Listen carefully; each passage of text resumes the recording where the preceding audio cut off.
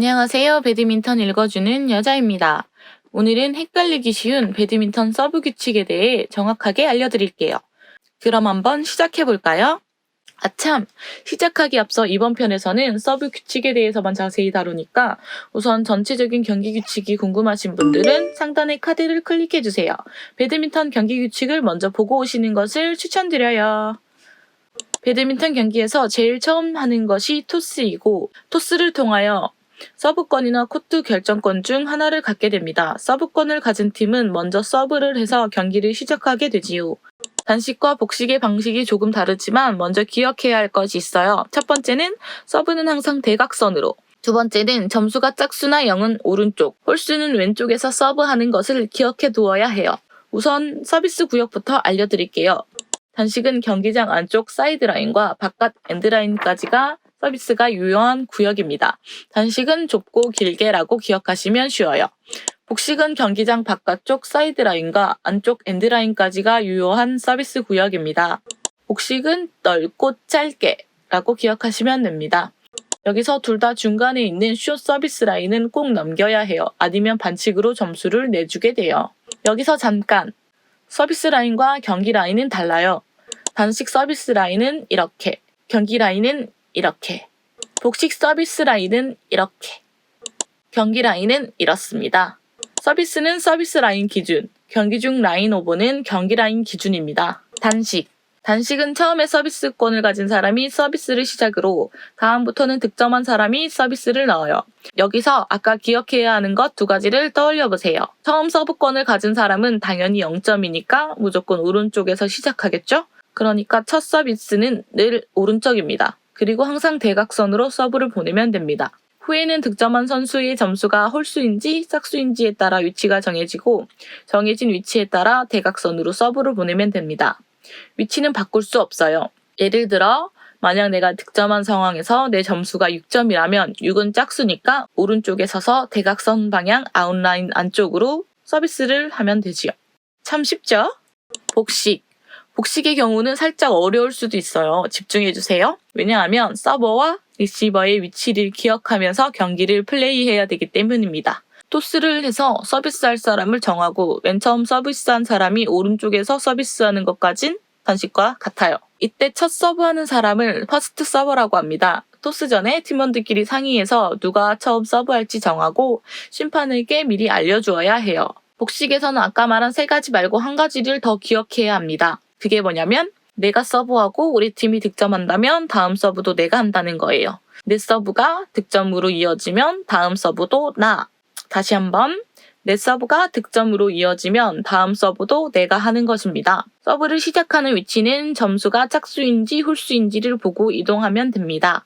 0점에서 내가 서브를 해 득점을 하면 1점이 되니까 내가 왼쪽으로 옮겨서 한 번 더 서브하는 겁니다. 여기서 상대가 득점하게 되면 나는 이전 서브했던 자리가 내 자리가 되고 우리 팀 득점 전까지는 변하지 않아요. 사실 자리를 잊어도 동료나 심판이 알려주기도 하니까 경기에 지장을 줄 정도로 기억하지 않아도 됩니다. 잘못된 위치에서 시작한다고 실점은 하지 않아요. 심판이 다시 하도록 선언합니다. 내가 서비스하고 우리 팀이 득점을 한다면 자리를 옮겨 내가 한 번 더 서브한다. 아직은 이해가 조금 힘들 수도 있어요. 예를 들어 다시 보여드릴게요. 이런 상황이 있습니다. 내가 서브하고 치열한 랠리 끝에 우리 팀이 또다시 득점을 했어요.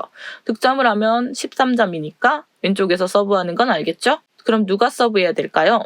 맞아요. 내가 서비스한 공으로 우리 팀이 득점했기 때문에 내가 서비스를 또 하는 거예요. 내가 왼쪽으로 가서 서비스를 하면 됩니다.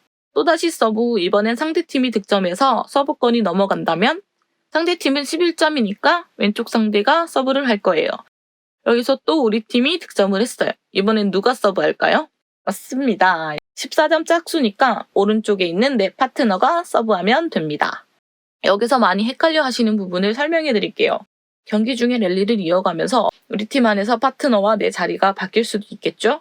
상대편이나 우리 팀 득점 후에 다시 서브를 할 때는 경기 도중에 바뀐 이 자리에서 시작하는 게 아니라 이번 득점 이전에 시작했던 자리를 기억해서 그 자리에서 시작해야 한다는 거예요. 예외적으로 아까부터 계속 강조했었던 내가 서브한 공으로 우리 팀이 득점한 경우를 제외하고요. 이 경우에는 내가 한 번 더 서브를 해야 하니까 자리가 바뀌겠죠. 이 경우를 제외하고는 자리는 파트너와 바뀌지 않는다는 점. 이 개념을 이해해야 복식 서브 규칙을 1000% 이해했다고 할 수 있습니다. 한 문장으로 정리하자면 우리 팀이 연속으로 득점하지 않는 이상 자리는 유지됩니다. 정해진 규칙이니까 임의로 자리를 바꿀 수 없다는 점 기억해주세요. 이제 여러분은 어려운 복식 서브 규칙을 마스터하셨어요. 축하. 서브는 항상 대각선으로, 점수가 짝수나 0점은 오른쪽에서 오른쪽으로 서브, 홀수는 왼쪽에서 왼쪽으로 서브라는 거. 이것만 기억해주시면 됩니다. 잠깐 아직 안 끝났어요. 서브 반칙이 되는 경우도 말씀드려야겠죠? 배드민턴에서 반칙하는 것을 폴트라고 해요. 폴트는 실점이 되니까 주의해야 합니다. 첫째, 서비스할 때 양발을 움직이는 경우. 발은 바닥에 붙어 있어야 하고 까치발까지는 괜찮아요. 두 번째, 라켓을 앞뒤로 흔들거나 한 번에 치지 않고 헛스윙하는 등 기만 행위를 할 때. 세 번째, 오버핸드로 라켓 헤드가 손보다 높은 위치에서 셔틀콕을 칠 경우. 넷째, 서브할 때 허리보다 높은 위치에서 할 때. 국제 경기는 바닥으로부터 1.15m입니다. 다섯 번째, 2번 이상 셔틀콕을 연속으로 쳤을 때. 여섯 번째, 서브할 때 가운데 라인을 밟고 서브하는 경우 등이 있습니다. 폴트를 하게 되면 바로 점수와 서브권을 모두 내줘야 되니까 서브하면서 아쉬운 실점을 하지 않도록 잘 숙지하셔야 합니다. 아참! 서브하기 전에 셔틀콕을 떨어뜨리셨다고요? 이건 실점이 아니고 다시 하시면 됩니다. 하지만 라켓 헤드가 앞으로 나가는 도중 셔틀콕을 떨어뜨리셨다면 반칙으로 실점하게 됩니다. 주의해주세요. 오늘 알려드릴 내용은 여기까지입니다. 지금까지 배드민턴 서브 규칙에 대해서 알아봤어요. 내용이 이해가 안 되는 부분이 있다면 댓글로 질문 남겨주세요. 캡틴 콕이 친절히 설명해줄 거예요. 열심히 준비했지만 부족한 부분이 많은데 끝까지 영상을 시청해주셔서 감사합니다. 이번 영상으로 많은 걸 얻어가셨으면 좋겠어요. 다음 편에서는 배드민턴 에티켓에 대해 알려드릴 거예요. 그럼 다음 편에서 봐요. 아참! 나가기 전에 구독과 좋아요 부탁드려요. 안녕!